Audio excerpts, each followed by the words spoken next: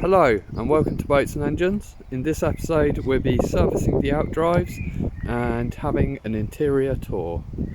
Enjoy! Right, we've got to change an exhaust bellows. Luckily the rest of them, the drive shaft bellows, all look good. Hi Huxley. Why? Because old-fashioned bellows, or sorry, old stock bellows, this new old stock, look at the split in that. It's got holes in it, you see? So you've got to change it so the water doesn't come in. Got a good new one here. I don't know if you guys are going to be able to see what I'm doing. I've got two cameras set up to try and help.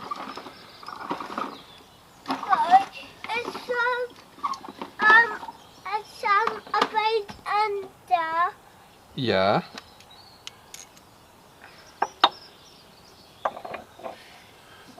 You've got to get this little Jubilee clip off. Luckily it was taped over so rodents couldn't get in.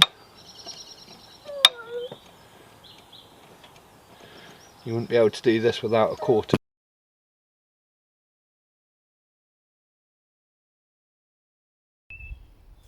Just going to take a little look at the anodes now. There's one either side on the trim tab which have completely disappeared.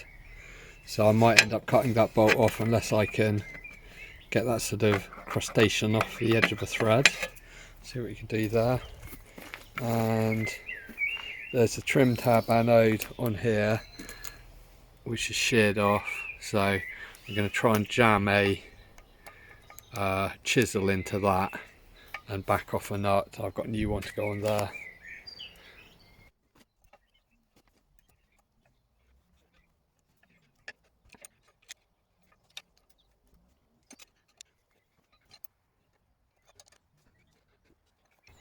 Got that out. It wasn't easy.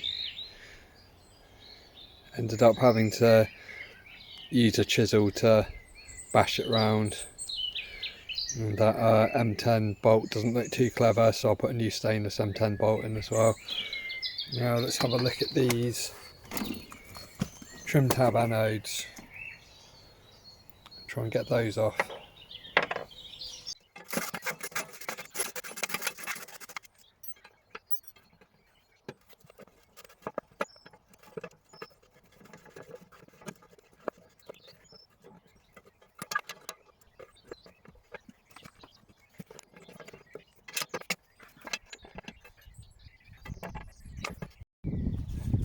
So the anodes sorted now, so new one there, new one on that outdrive. It came broken and it's a bit different to the other one, but it is for these drives. That one's still fine. New anode there. I did make sure to give this a good sand so it's got a good connection. For those of you who aren't that boaty, the anodes are just there. The short of it is they're sacrificial, so they corrode basically, so your outdrives don't. And we've got the new exhaust bellows fitted in that outdrive. The rest of the bellows all look good. I think I will go to the effort of sanding down and repainting these, probably with an epoxy than an anti-foul for outdrives. I went to put it in gear and this port side outdrive on the gear selector up in the cabin was very stiff, so I didn't want to force it. So I took this off, being careful to scribe in a line on top of that and that, because there's no splines or anything to locate it, and managed to get it freed off. It seems to engage reverse or forward but not the other way. That might just be because this operates a bit like an automatic transmission, I think, and it's got an oil pump down in the bottom and actually a clutch plaque like you'd find on a bike in here. Quite a nice system. It means it doesn't clunk into forwards and reverse, and according to the user manual you can actually go from full throttle forwards to full throttle reverse. Not going to try that, but it's a bit nicer than a dog clutch or a rubber cone that you'd find in other outdrives. So it's still not quite as free as I'd like it to be, by the time that gets up to the cable, it'll probably be worse up to the top one. I am putting WD-40 in here. This is a case of do as I say, not as I do. Generally speaking, if anything has a rubber seal, WD-40 can be a bad idea because it can make the seal swell up.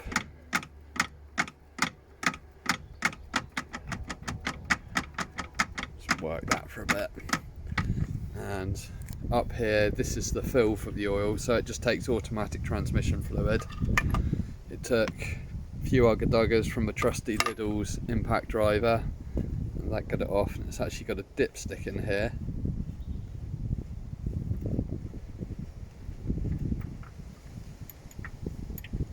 And probably doesn't show up on cameras, but it's bang on low. It looks very clean, or very pink as it should do.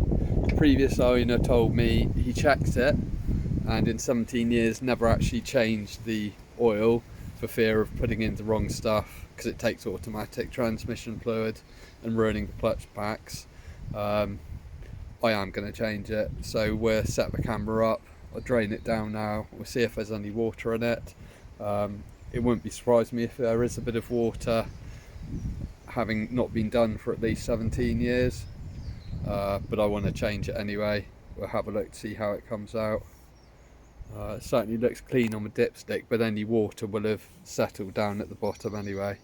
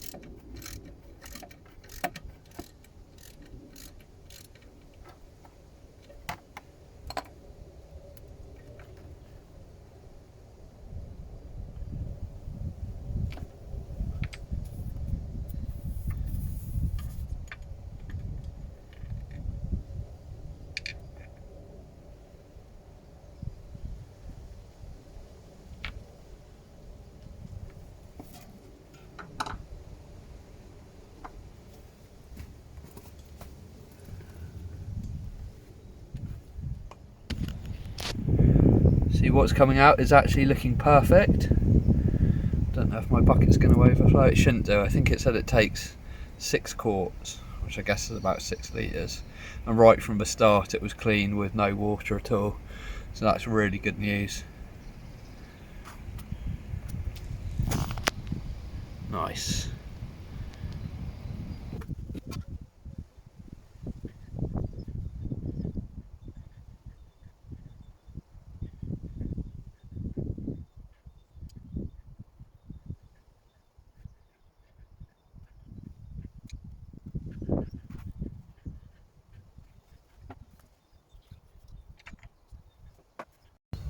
Went to check this side. Glad I did. It's up to level and clean, but probably can't see. That's normal gear oil. Should be pink or red automatic transmission fluid, and it's not. So same procedure on this side. We'll get that changed out. I won't film it, but yeah, there we go. Now let's go and have a look at this interior that everyone wants to see. Please excuse any wind noise, it's quite a stormy day, but first of all I'll just show you how the back seat setup is. So I don't think I've shown this before. So it's got a rear sun lounger, and this whole back seat folds down so it makes one big sunbed on the back. It's quite big, you'd easily actually fit 4 people across there.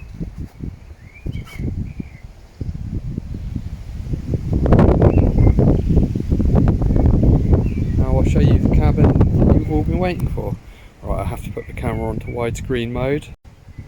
Right, so here's the interior. Couldn't find widescreen mode on my phone. So that table goes down into that slot and turns this all into a double bed. I'll go and so you can see a bit more.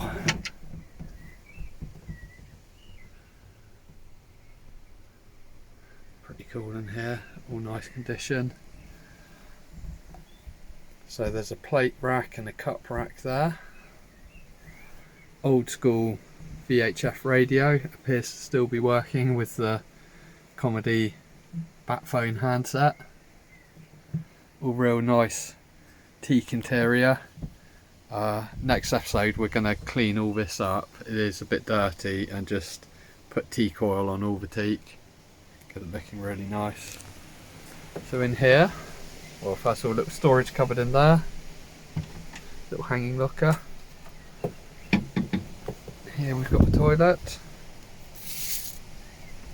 and this was new fitted about 5 years ago and probably never used.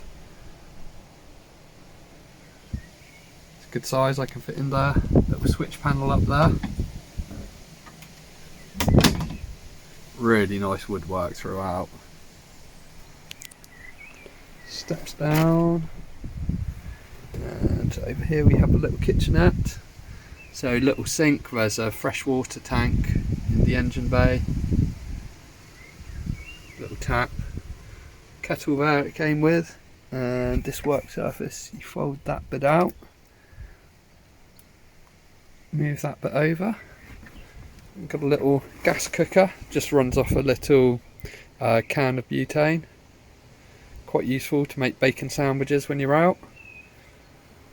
Boil a cup of tea with a whistle kettle.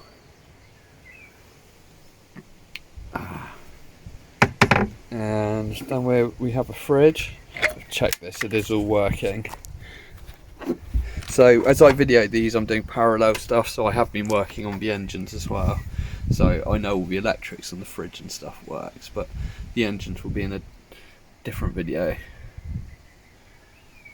Yeah, good size fridge. I think it's a Dometic fridge, probably original to the boat, but still working and scarily expensive new.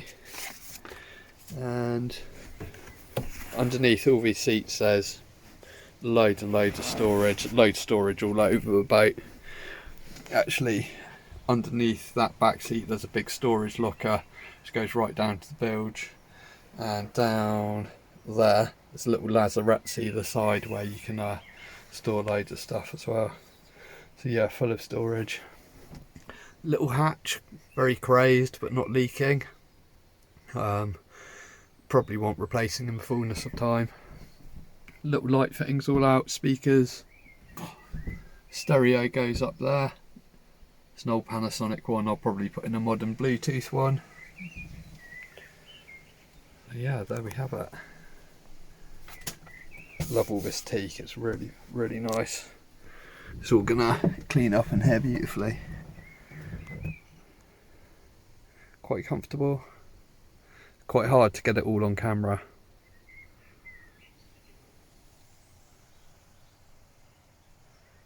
View outside. Yes, it's going to be nice on a summer day. So, not so keen on the 80s pattern, but it's such good condition. Eventually I'd like to get these professionally recovered, but certainly not this year. This year we're just go through and get Danish oil or teak oil onto all of this teak, and these carpets are a bit grubby, but they come out, we'll take them out and use the extractor on them.